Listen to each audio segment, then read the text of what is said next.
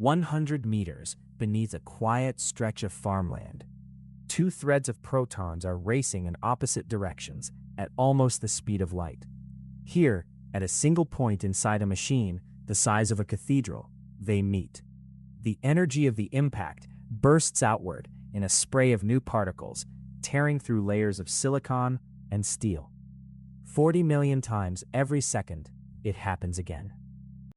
Rewind. On the surface, there is almost nothing to see. Wheat fields and hedgerows on the Geneva Plain, the long gray wall of the Jura Mountains to the west, the lake glittering to the east. The largest machine ever built lies entirely underground, invisible, silent. Everything that follows was built to answer one question. By the 1990s, physicists had a theory that described every known particle in force except gravity.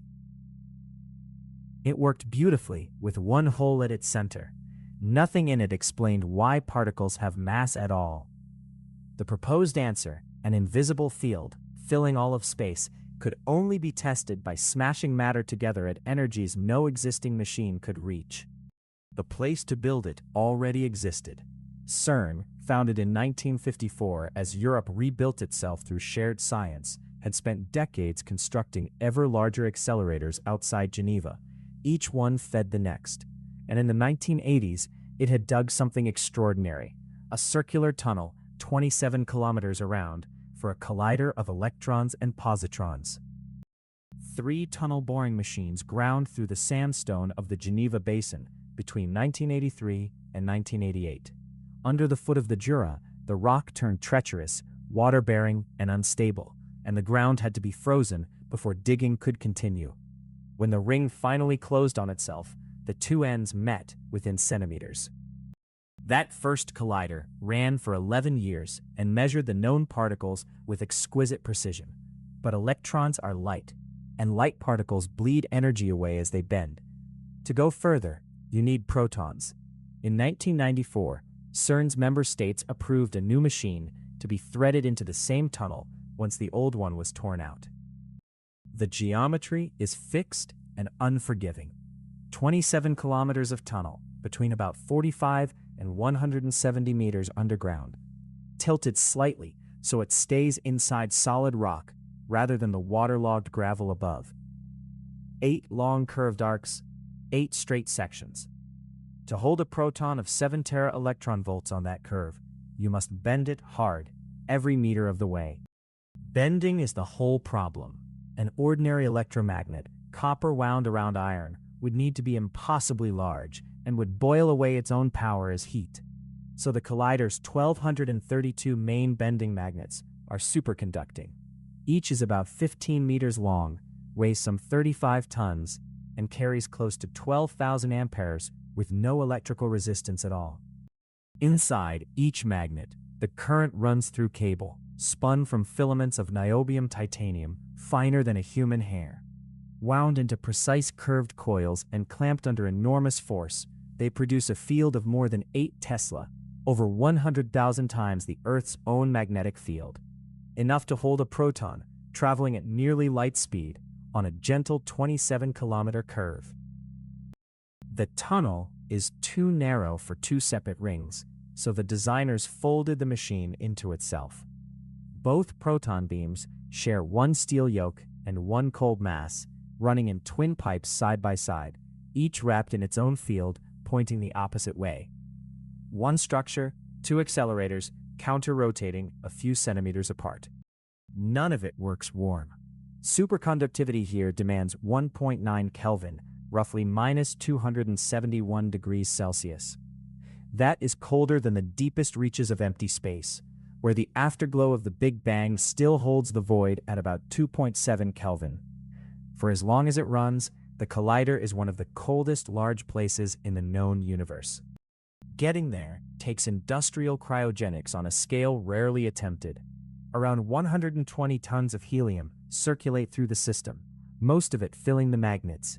Below about 2 Kelvin, helium turns superfluid. It flows without friction and conducts heat astonishingly well, soaking warmth out of the coils.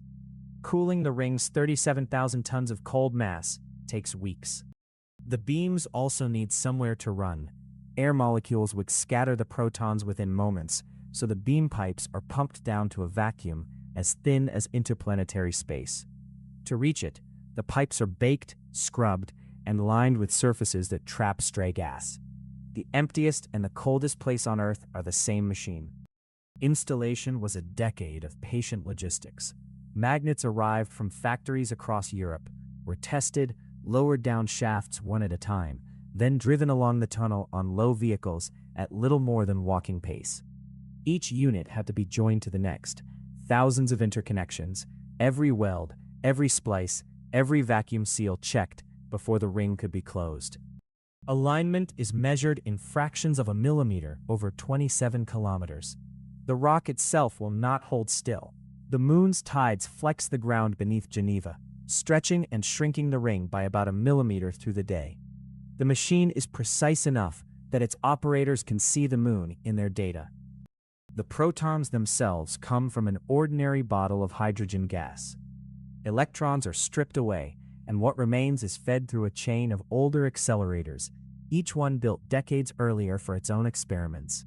A linear accelerator, then a booster, then two synchrotrons, each handing the beam on faster than the last. Only then, at 450 giga-electron volts, does it enter the ring. Inside the ring, superconducting radio frequency cavities give each passing bunch a push, a precisely timed electric kick, over and over, for about 20 minutes. The protons climb toward full energy and complete more than 11,000 laps every second. At top speed, they are traveling within a few meters per second of the speed of light. They cannot go faster. The beam is not a stream, but a train. Up to 2,800 bunches per beam, each holding around 100 billion protons, spaced 25 billionths of a second apart. At the collision points, focusing magnets squeeze each bunch to a width far thinner than a human hair. Even so, most protons pass straight through each other, untouched. This is where the danger lies. Each fully accelerated beam carries a few hundred megajoules, comparable to a fast-moving passenger train, concentrated into a filament of particles. Rows of movable jaws called collimators scrape away stray protons before they can stray into a magnet. And when a run ends, the beam is flicked sideways in microseconds into a block of graphite built to absorb it. There is another hazard, quieter and just as serious. If any part of a magnet warms above its critical temperature, superconductivity vanishes and current meets resistance. This is called a quench, and the stored energy in the magnet system is measured in gigajoules. Detection systems watch continuously, ready to divert that energy into resistors within a fraction of a second. The tunnel is a workplace. 27 kilometers of curved cement, cool and dry, with the blue line of the machine running through it without end. Staff travel by small vehicle or bicycle. When the beams are on, no one is allowed inside. The doors are sealed, and the ring belongs entirely to the protons. At 4 points around the ring, the two beam pipes are steered into one another, and vast caverns were carved out to hold the instruments that watch what happens. Each detector is a machine in its own right, built layer upon layer around the collision point, like the rings of a tree, designed to identify whatever comes flying out. The largest is Atlas, about 46 meters long, 25 meters high, 7,000 tons of magnets, calorimeters, and tracking layers wrapped around a point of empty space. Its huge toroid coils curve particle paths outward so their momentum can be read from the bend. Standing at its base, a person barely reaches the first ring. Its rival, CMS, took the opposite approach. Smaller, denser, and heavier still. Around 14,000 tons built around one of the most powerful solenoid magnets ever made. It was assembled on the surface, then cut into 15 slices and lowered 100 meters down a shaft. The heaviest piece weighed close to 2,000 tons and descended by millimeters an hour. Two further experiments look for different things. LHCb is built to one side, studying tiny asymmetries between matter and antimatter. Alice waits for the weeks each year when the machine collides lead nuclei instead of protons, briefly recreating a state of matter hundreds of thousands of times hotter than the core of the Sun, thought to have filled the universe in its first microseconds. No system on Earth could record everything. 40 million bunch crossings happen every second, and almost all of them are uninteresting. Custom electronics make the first cut in microseconds, computer farms make the second, and only around 1,000 events a second are kept.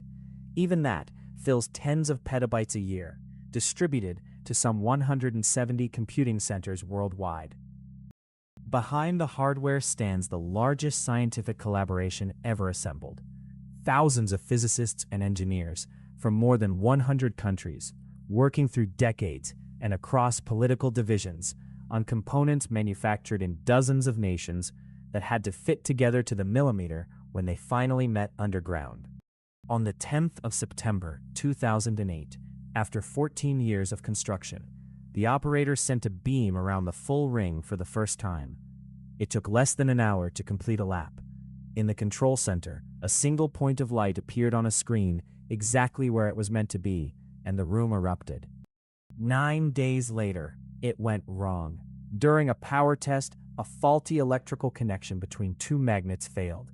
An arc punched through the helium enclosure, and the sudden release of cold gas generated forces that tore magnets from their mountings along a whole section of the tunnel. 53 magnets were damaged. No one was hurt. The machine was silent for 14 months. The repair was also a redesign. Damaged magnets were removed and replaced. Thousands of connections were re-examined, and new detection systems were installed to catch a bad splice long before it could fail again. In November 2009, the beams returned, and the following spring the collider began delivering collisions in earnest.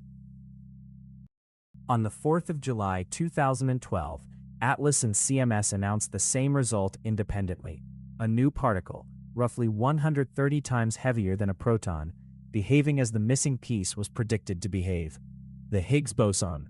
The following year, two of the theorists who had predicted it nearly half a century earlier received the Nobel Prize. The machine did not stop there.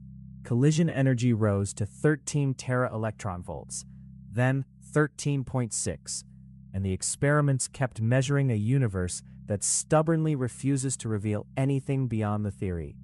A major upgrade is underway to multiply the number of collisions many times over, keeping the ring running well into the middle of the century. Above ground, the fields go on as they always have. Cows graze, tractors turn at the hedgerows, and nothing marks the ring below.